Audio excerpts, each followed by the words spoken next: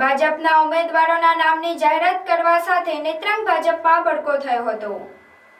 નેત્રંગ જિલ્લા પંચાયતના માજી સદસ્ય વર્ષાબેન દેશમુખ ભાજપને અલવિદા કરી પોતાના 400 થી 500 સમર્થકો સાથે કોંગ્રેસમાં જોડાયા હતા।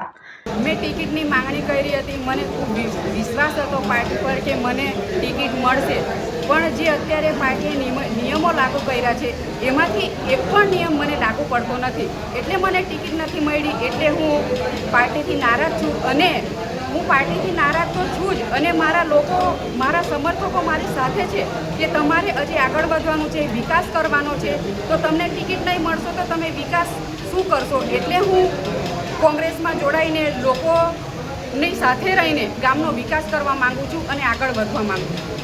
શું તમને ભારતીય જનતા તરફથી મનાવવામાં આવે તો તમે માની શકો છો, પાછા ભાજપમાં જઈ શકો છો? હું હવે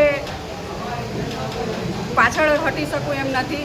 મને જે દુઃખ થયું છે એ તો મારું મન જ જાણે છે કે મેં ઘણો વિશ્વાસ કર્યો તો આજે મને વિશ્વાસઘાત થયો છે, એટલે હું પાછી ફરી શકું એમ નથી।